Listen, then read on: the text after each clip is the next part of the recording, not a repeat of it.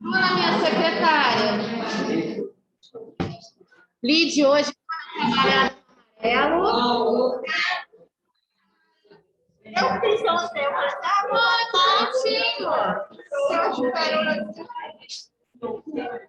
eu não consigo usar arco. Eu puxo assim. Aqui.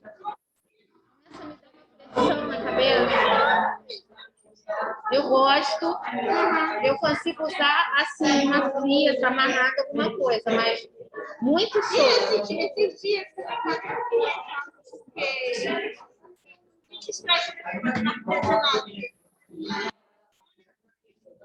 não fala que eu tô vendo. Falando, eu gosto para fazer artesanato.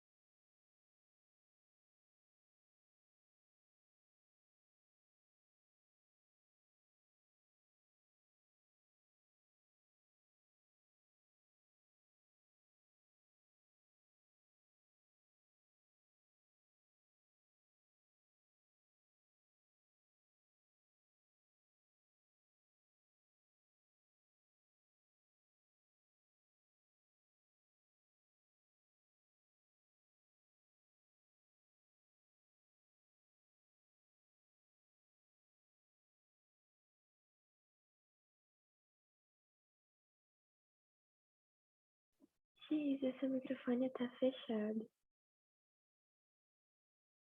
Ah, obrigada. Eu vou compartilhar o texto com o pessoal que está em casa. E quem está em sala... Ah, eu acho que é difícil.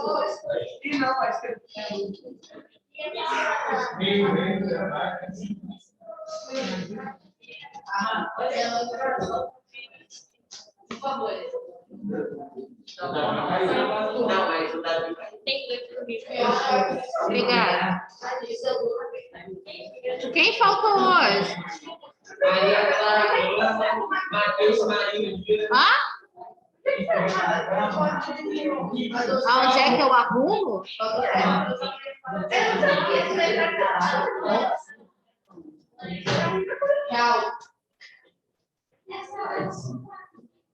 Então, vamos lá. Já falamos em mercado financeiro. Agora, vamos começar em... Travei. Investimento. Ai, o que foi, gente? Vocês estão assustados? Gente, o texto pronto. Não precisa copiar. Não precisa imprimir. Quem está aqui na escola, quem está em casa tem o arquivo digital.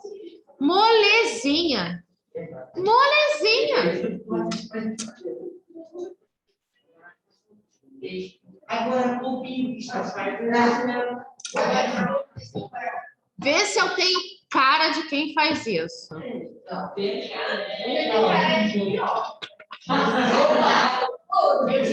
Ele tirava ponto.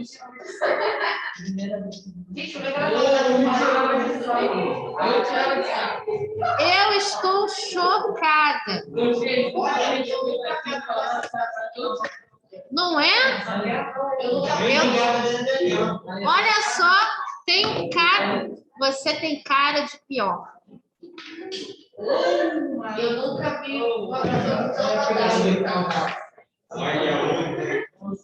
Mas eu garanto que o meu delineado é o mais bonito da escola.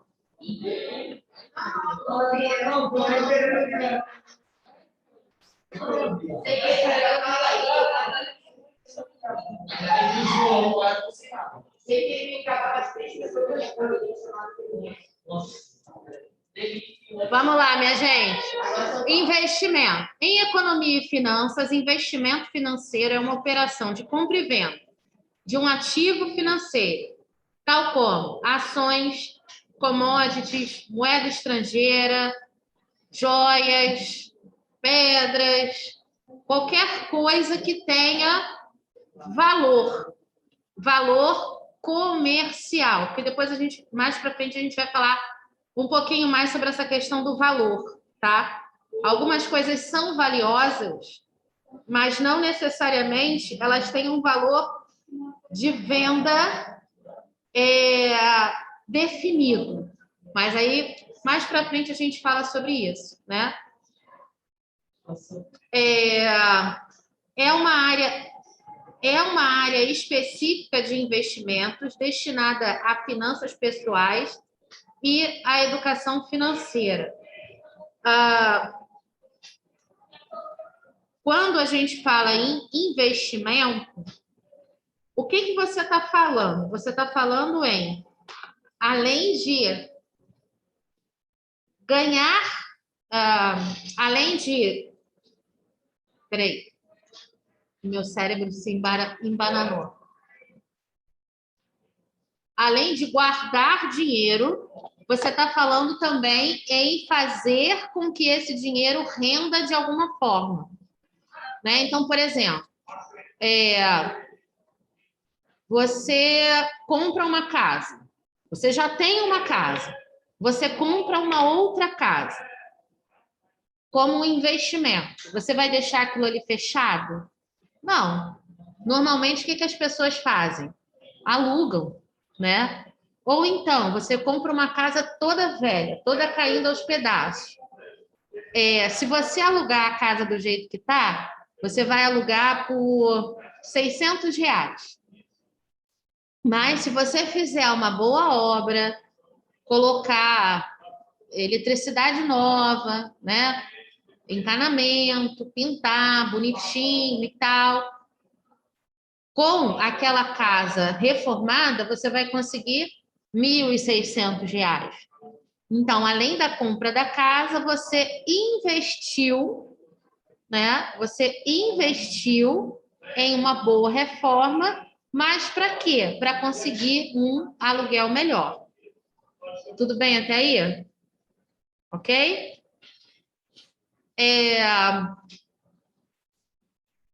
O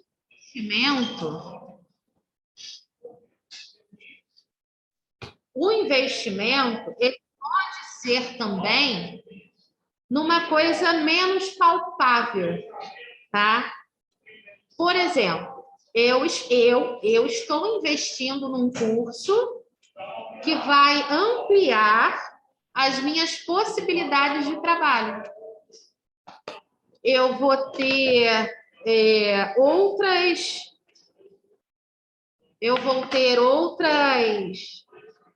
digamos assim, habilidades, né, para que eu possa trabalhar dentro da educação, não só dentro de sala de aula, mas fora de sala de aula também, com a gestão de uma escola, por exemplo.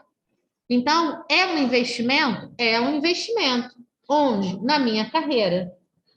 Né? Então, os pais de vocês, eles estão pagando uma escola, eles estão investindo na educação de vocês.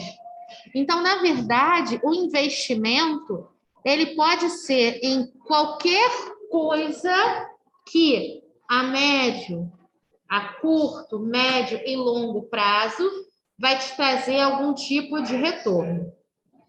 Ok? Ok? Alguém tem alguma dúvida? Quer colocar alguma questão? A aula fica mais dinâmica quando vocês colocam situações de vocês, do dia a dia, coisa que vocês ouvem, tá? O pessoal que está em casa também. Vamos ao papel moeda. Papel moeda a gente já até falou, né? Quando a gente falou lá na história do dinheiro, papel estampado com um valor representativo que, emitido por um governo, serve de dinheiro, uma cédula ou uma nota. Inflação é o índice que apresenta o aumento de preços de bens e serviços. É importante destacar, contudo, que esse importante conceito não diz respeito apenas ao aumento de apenas um bem ou serviço específico, mas sim uma média da maioria dos produtos e serviços consumidos ao longo de um determinado período. Então, a inflação, ela é medida normalmente todos os meses. Tem alguém com internet aí? Pesquisa aí, índice de inflação atual. Eu acho que está na casinha dos 15%, acho, do mês. Ou então coloca assim, inflação este mês.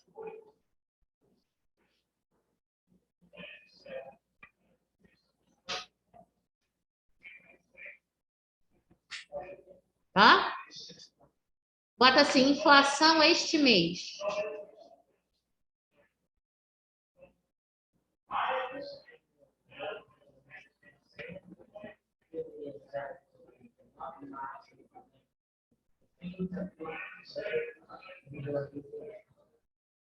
E no ano? Inflação este ano.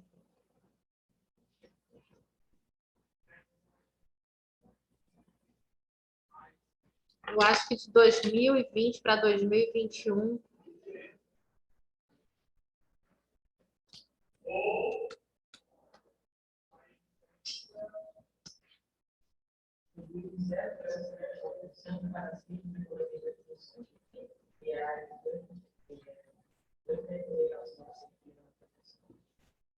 Aqui no G1 tem uma informação de que atingiu 8,99%. Inflação nos últimos 12 meses. Nós estamos... Deixa eu ver aqui. É isso mesmo.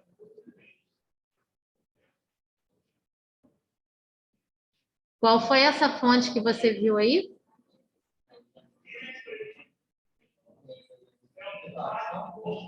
Tá.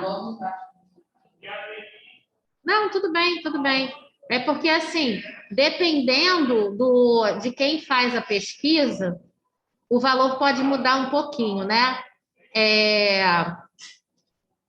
Aqui, nessa reportagem que está aqui no G1, é pelo IPCA. É uma forma diferente. O IBGE já dá um outro número. Mas são todos órgãos que são reconhecidos, né, como uma fonte idônea para dizer sobre a alta da inflação. E aí, como é que a gente reconhece que a inflação está subindo? A partir do momento em que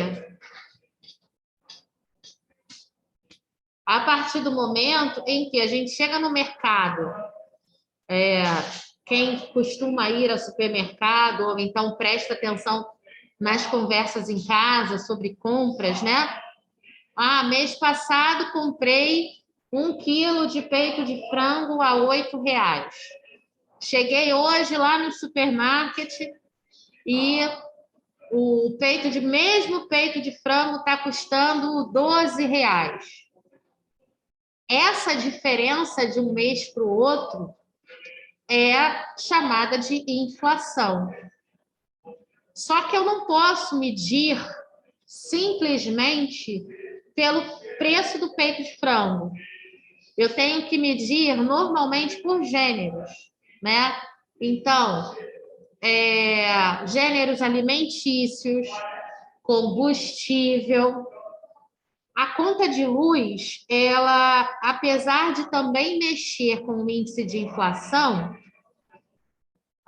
o preço dela aumenta muito mais por conta da bandeira, né?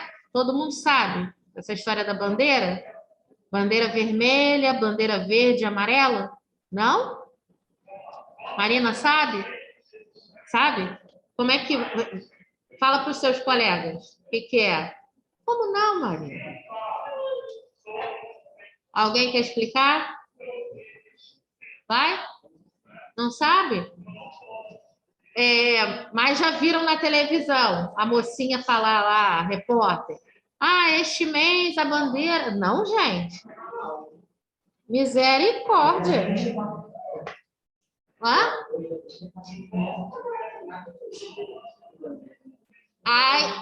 A conta de luz vai ficar 20% mais caro. Não? Vamos lá. Já tem um tempinho que a gente paga pela nossa energia elétrica um percentual maior ou menor de acordo com o custo de produção da energia. Então, assim, quando faz muito calor, fica muito tempo sem chover, as hidrelétricas precisam, além da água, buscar fontes de energia em outros locais para poder produzir energia. Então, as hidrelétricas produzem uma parte, mas todo mundo sabe o que é uma hidrelétrica? Já viram isso em geografia, né? Sim? Aí são ligadas, por exemplo, as termoelétricas, que são as usinas de carvão. Ou então, como o Brasil ainda está muito longe, né, dessa eficiência naquilo que se chama de eletricidade verde, né, energia verde, que é a energia eólica, são aquelas pás gigantescas, né, que ficam girando, produzindo energia. E também nós temos a energia solar, que são aquelas placas, né, que captam o calor do sol e transformam em energia. E aí, o que acontece? O governo estabeleceu 3 bandeiras. Na bandeira verde, o consumo de energia ele está ali estabilizado, né? Então, cobra-se o valor normal. Na bandeira amarela, cobra-se um valor um pouco acima do normal. Bandeira vermelha grita, igual lá na praia. Quando a gente vai na praia, tá a bandeira vermelha, nem entra no mar, Bandeira vermelha diminui o consumo de energia, porque o custo de produção da energia está muito alto e quem vai pagar por isso somos nós. Então, quem tiver curiosidade em casa, pega uma conta de luz e vai ver lá que tem um desenhozinho e vai ter uma bandeira vermelhinha, marcada. É sinal de que a nossa conta de luz está muito alta. Aí, uma coisa puxa a outra. A conta de luz estando muito alta, esse custo é repassado muitas vezes para o valor de produção dos bens e serviços. A cabeleireira que vai lá fazer a escova, ela vai cobrar um pouco mais caro porque a luz está mais cara. E o secador e a pranchinha dependem da energia elétrica. O barbeiro que vai fazer lá na régua, né? Aquele cabelinho lá, não usa máquina, não é? Não é, meninos? Não usa máquina? Vai cobrar um pouquinho mais caro também. Por quê? Porque senão ele não tem lucro, ele está pagando para trabalhar. O produtor de hortaliças, por exemplo, não está chovendo. Ele tem que fazer a irrigação das plantas dele. Ele tem que usar uma bomba de água que é elétrica. Então, além do custo da água, ele ainda vai ter que o quê? Ligar a bomba. Aumenta o custo de energia. E aí aumentam as verduras, as frutas, os legumes e por aí vai. Então, por mais que a conta de luz ela não suba o índice diretamente de inflação, ela acaba gerando custo de produção. E aí aumenta o custo das frutas, aumenta o custo da carne, dos serviços e por aí vai. Tudo aumenta. É por isso que a gente ouve as pessoas falarem no dia a dia assim, nossa, tá tudo muito caro. Por quê? Porque é uma rede, né? Vai só puxando, elevando esse custo de produção. E aí, o que a gente começa a ver? A inflação faz com que a economia fique parada, estagnada. A comercialização diminui, as pessoas diminuem o consumo. Forçar, né, essa baixa da inflação é importante, mas nem sempre é bom em questões financeiras. Por quê? Vamos lá, o dono do açougue. Muitas vezes, ele prefere jogar a carne que vai entrar em tempo de vencer a validade que ele tem ali, né? Ele prefere jogar fora do que vender mais barato. Por quê? Porque ele vai ter custo para vender. Ele vai ter custo para manter, para reembalar, para reetiquetar, às vezes para mudar preços em alguns locais, etiquetas que estão prontas. E aí faz uma conta. Quanto é que eu comprei essa carne? Vamos supor, R$6 cada quilo. Quanto é que eu vou ter de despesa para vender cada quilo?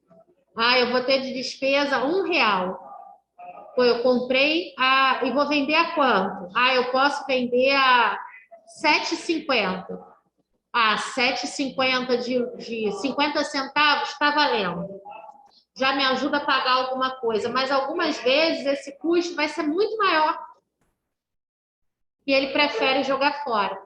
Por isso é que a gente vê, muitas vezes, eu não sei se vocês lembram disso, quando tinha aquele extra aqui na frente, que as pessoas ficavam esperando vir o carrinho para poder pegar as coisas que iam para o lixo? Vocês já viram alguma vez essa cena? Era muito triste, porque o mercado, para poder vender aquilo ali, gera todo um custo. E aí ele bota no lixo. E tem mais uma coisa. Se alguém comprar aquela mercadoria e passar mal, o mercado ainda tem que arcar. Se a pessoa for lá fazer uma reclamação, tem que arcar com os custos, com as despesas médicas daquela pessoa. E isso pode ser extremamente dispendioso para o supermercado. E aí, eles preferem jogar fora. É triste, mas é verdade. É a mesma coisa que acontece em restaurante. Muitas vezes, a comida, na maioria das vezes, a comida que sobra vai para o lixo. Porque ela não pode ser doada. É impressionante. Triste, mas é assim que funciona. Alguma dúvida? Não. Não pode. Se a comida fizer mal para alguém, por exemplo, eles doam a comida para moradores de rua. Os moradores de rua passam mal e são atendidos no hospital público. Ah, vocês comeram aonde? Ah, a gente comeu quentinhas que foram ofertadas pelo restaurante tal. Aí a vigilância sanitária pode ir lá. Se eles perceberem que, por exemplo, tinha uma maionese azeda, um arroz azedo, o restaurante vai ser multado, pode até ser fechado.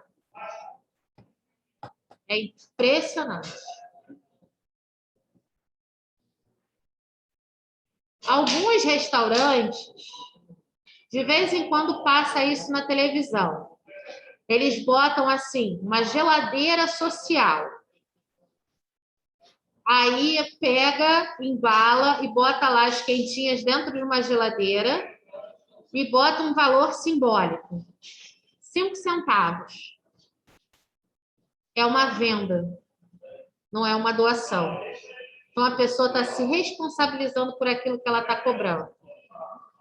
Comprando, no caso, né? É uma brechinha na lei para fazer com que esses itens possam ser doados de maneira segura, né? Outro dia eu comprei para minha avó tem 91 anos, já falei para vocês, né? Mais ou menos assim. E ela toma suplemento. O suplemento é caríssimo, caríssimo. Quando eu consigo comprar mais barato, é coisa de R$8, R$9 cada garrafinha. Aí outro dia eu cheguei numa determinada farmácia e estava lá bem grande.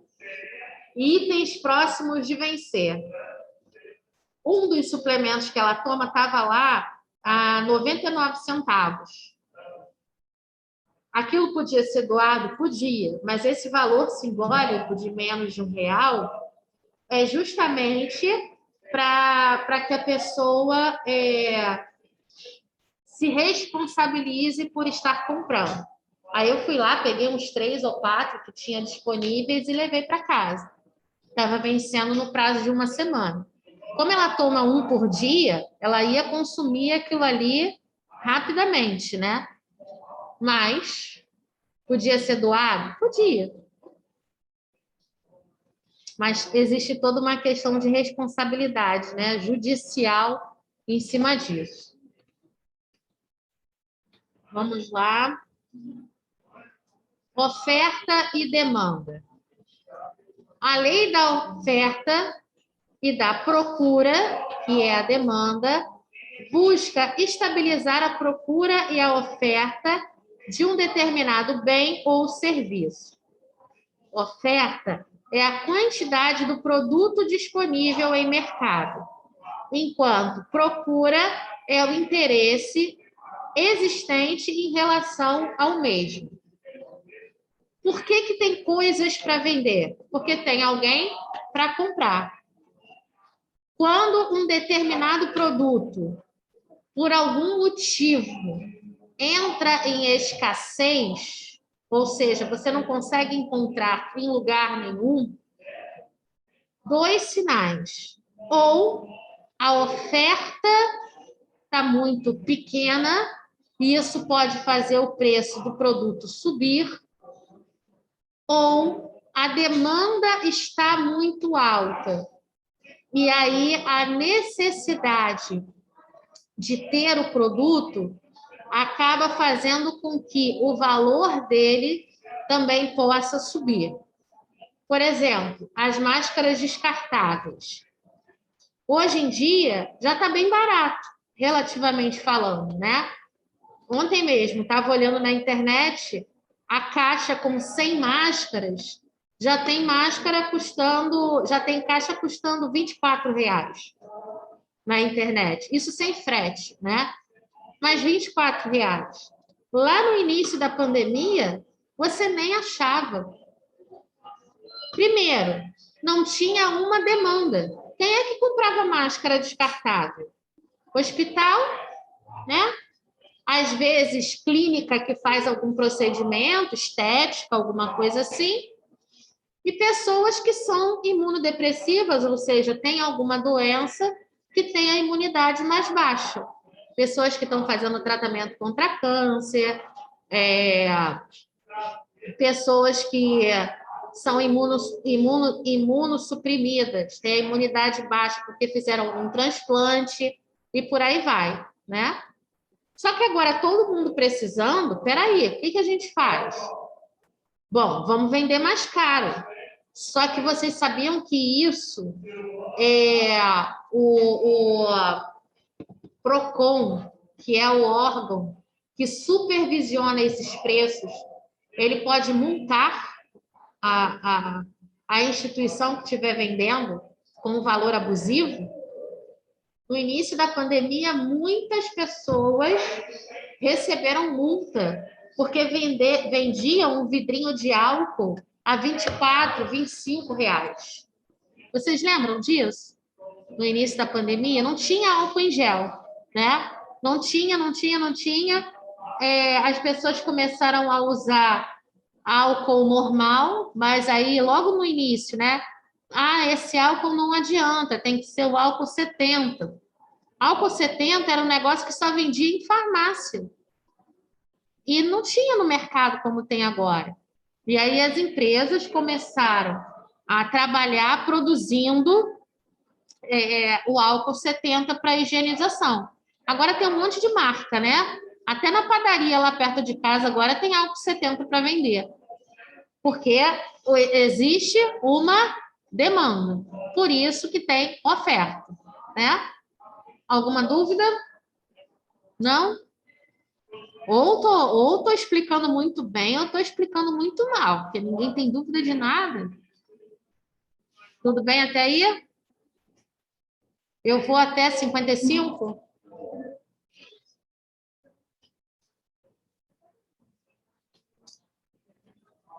De quê? Esse?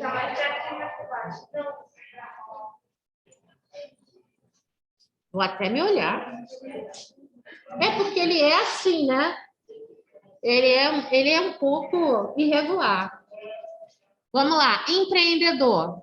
É aquele que toma iniciativa de empreender, de ter um negócio próprio.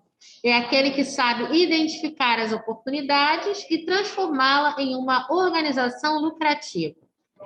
O empreendedor é aquele indivíduo que é criativo, inovador, arrojado, que estabelece estratégias que vão delinear seu futuro. É uma definição de empreendedor muito pequena, né? E aí, quem está na escola desde o sexto ano, que pega a matéria lá no sexto ano, tem aquelas características do empreendedor, fala com relação à iniciativa, à persistência, à insistência, né? São muitos pontos que a gente vai colocando ao longo aí do Fundamental 2, aprendendo um pouco sobre o que é empreender. Economia. É uma ciência que estuda os processos de produção, distribuição, acumulação e consumo de bens materiais. É a contenção ou moderação nos gastos. Isso aqui não deveria ser não. Né? E a contenção ou moderação dos gastos é uma poupança. No sentido figurado, economia significa o controle para evitar desperdícios em qualquer serviço ou atividade. A palavra economia deriva da junção dos termos gregos oikos, casa, e nomos, costume, lei, resultando em regras ou administração da casa ou do lar. Ou seja, o primeiro lugar que a gente deve fazer economia é na nossa casa. Basicamente, evitando desperdício. E aí, quando a gente fala no sentido geral, o que ele estuda? Economia. O que ele é ou ela é? Uma economista, um economista. A pessoa estuda essa flutuação entre a compra, a venda, a oferta, quanto às negociações também, né? As negociações, porque os economistas, eles estudam como o mercado se comporta. Então, historicamente, né, existe uma forma de você perceber mais ou menos e criar cenários para o futuro de o que vai acontecer, né? Então, por exemplo, se a inflação continuar subindo do jeito que está subindo, pode ser que a gente entre num período de recessão. O que é isso? É simplesmente você começar a ver a diminuição da oferta de muitos itens.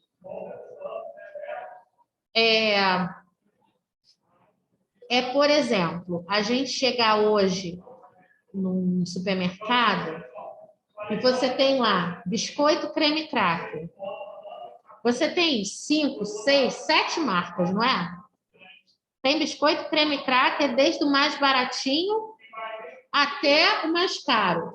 Mas você tem aquelas marcas medianas. Entrar em recessão significa ou você tem só o mais barato, que às vezes pode não ser o que tem mais qualidade, ou você tem só o mais caro. Então, ou você compra o mais caro, ou você não compra nada. Enquanto você tem só o mais barato, não é nem tão ruim. Agora, quando você tem só o mais caro, e aí o dono do mercadinho vê que não vende, e quando entra na validade, perto de vencer, ele simplesmente faz uma promoção e vende tudo e não compra mais. Aí você fica assim, cadê o biscoito? Não tem. Por que não tem? Porque o dono do mercado não consegue comprar.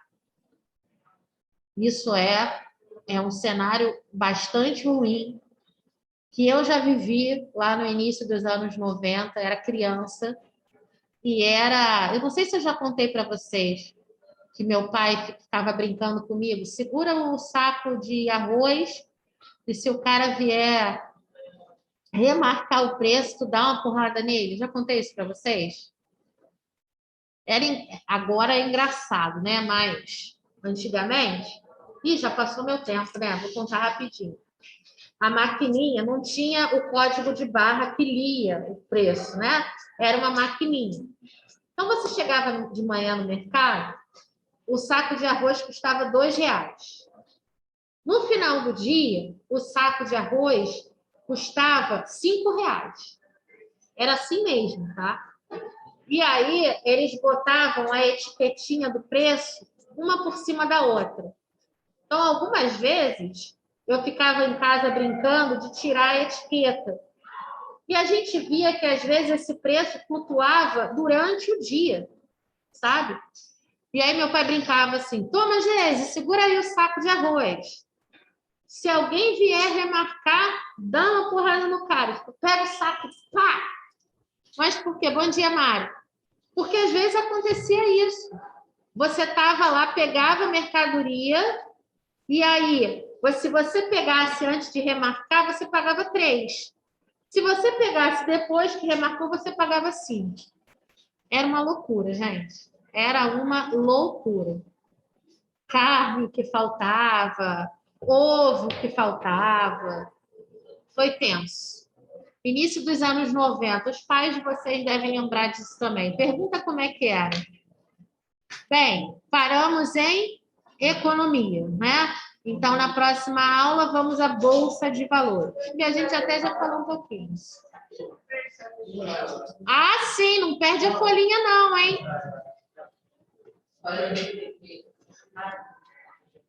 Beijo para quem está em casa. Tchauzinho. Obrigada. Tchau, tchau. Obrigada. Beijos.